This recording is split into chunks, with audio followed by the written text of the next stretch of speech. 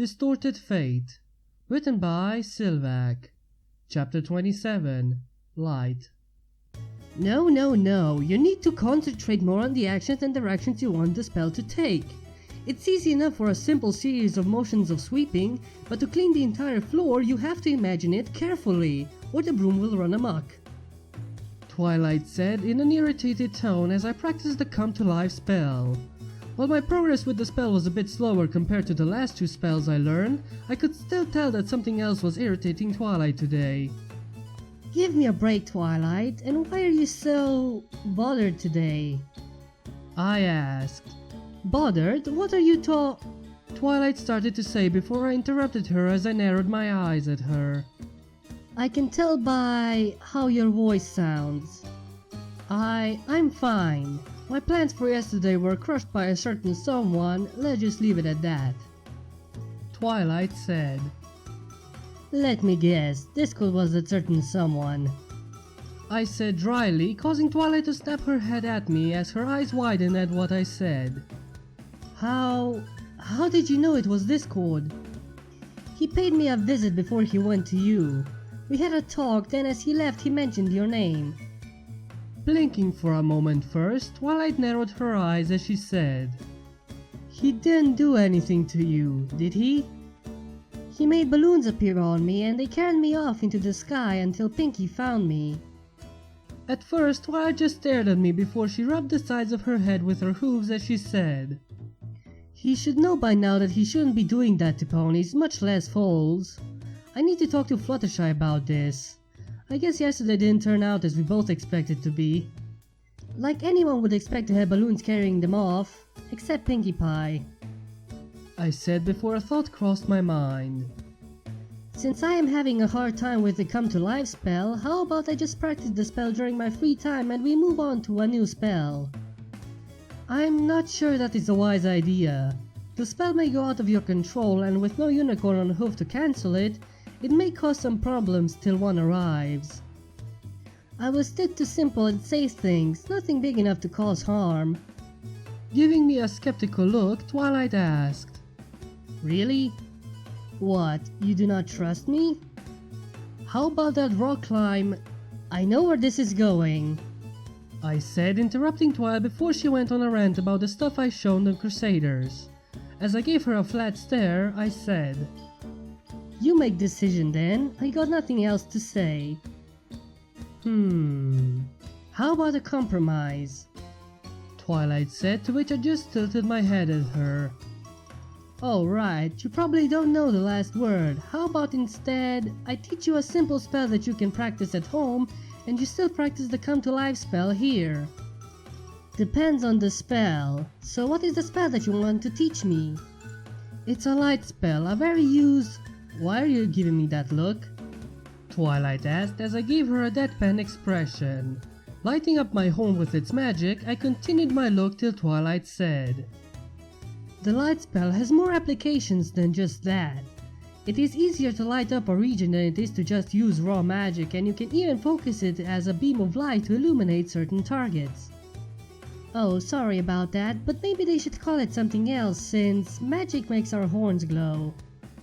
You shouldn't jump to conclusions though, Twilight said before she launched into what Rainbow once said was her lecture mode. As I listened to her instructions, I realized something. She said the light spell can produce a beam of light. I wonder... However, before I could give that idea more thought, Twilight finished her lecture as she said, Now that you know the basic principles, try casting the light spell.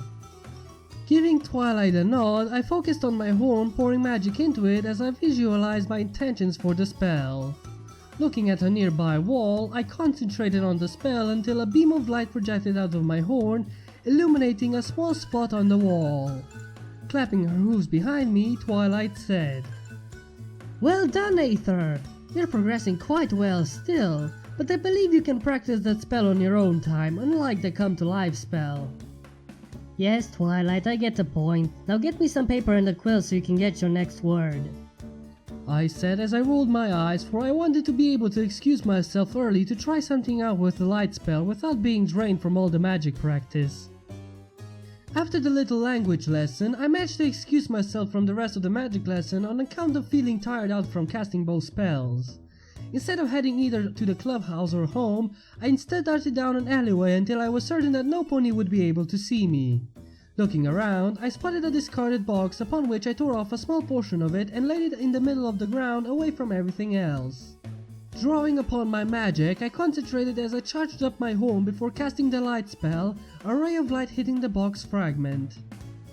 Now let's see if this works, I thought as I concentrated on the spell, pouring more energy into it while reducing the spread of light as I tried to concentrate it to one point. It wasn't long before I felt sweat start to drip down my face, but eventually a small flame sparked on the fragment. Success! I said in my own language before clapping a hoof over my mouth.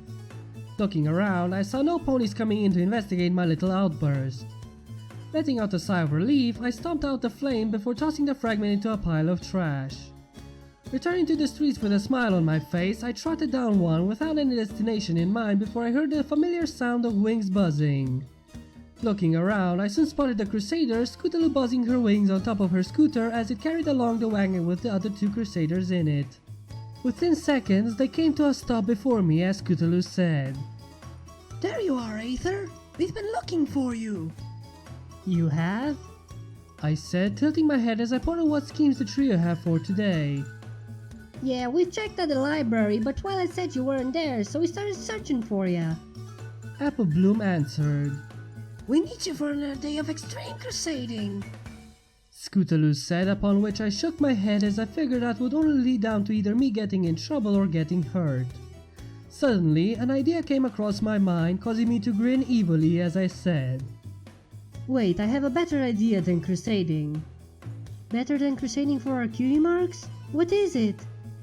Sweetie Belle asked as the trio tilted their heads in unison. These fillies spend way too much time together. Oh, it is a surprise, but we have to find Diamond Tiara first.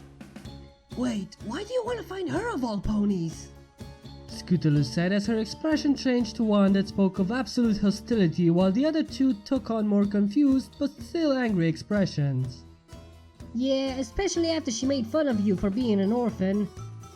Apple Bloom said, While I didn't like it when folks bring up the fact that I lost my parents, upon learning that Apple Blooms were gone as well, I decided to let her be an exception. Oh, I just want to play a trick on her. I answered. What kind of trick? Sweetie asked. Oh, the kind that we will all like to see. "Oh wait, you're talking about playing a prank on her!" Scootaloo said, causing all three fillies to look excited at whatever Scootaloo said. Maybe. I do not know what a prank is yet, but it might be it. We need to find Diamond first though, so time to go searching. Again.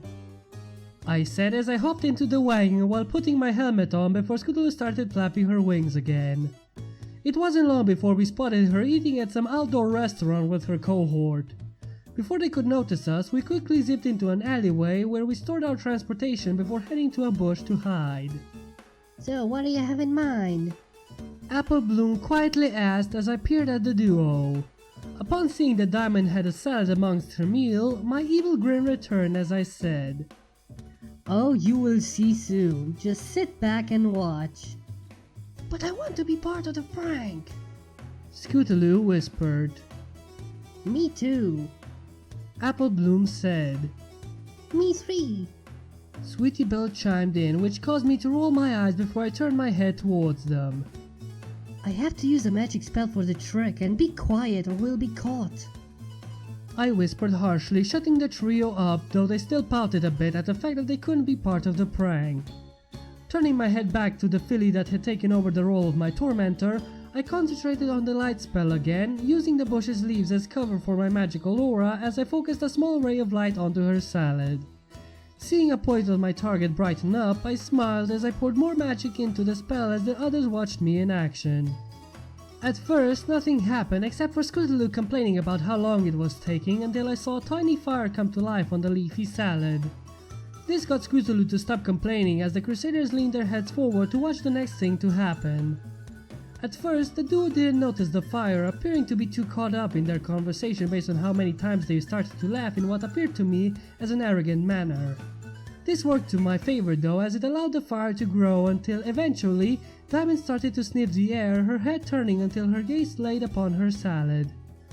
Her eyes suddenly widened, which caused the cohort to look at what she was staring at, only for her own eyes to widen as well. A few seconds passed before both fillies started to scream in terror, causing the adult ponies to look at the two, only to spot the fire that was starting to grow as it consumed the salad. It was at this point that I pulled at the Crusaders' tails, indicating to them that it was time for us to make our escape.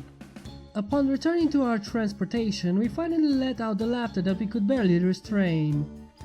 That was so awesome! I couldn't believe that you set Diamond Tiara's salad on fire! Scootaloo said as she pounded the ground with her hoof as she continued to laugh. Yeah, and did you see the looks on their faces? Apple Bloom said as she leaned against the wagon to catch her breath.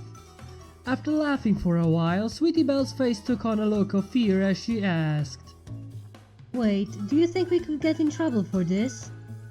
No, we will not get in trouble as long as we do not tell anyone. Best we keep this our little secret. I answered to Sweetie's relief. I can't believe Twilight actually taught you a spell that can do that. Apple Bloom said. She did not really taught me a spell to do that, I simply used a simple one in a different way than it should be used. I replied. Oh, can you teach me how to do that too then? Sweetie Belle asked with glee. Sorry, but I cannot. I do not want to teach you something that could set fire to a house by accident. I said, which caused Sweetie's expression to turn into one of disappointment.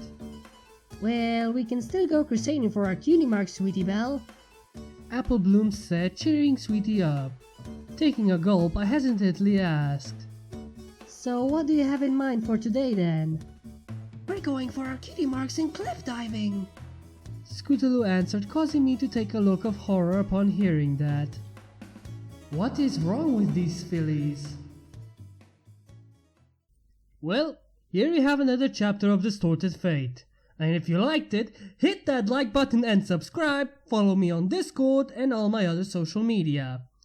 In the meantime, enjoy my daily dose of brainwashing! I'll see you in the next video.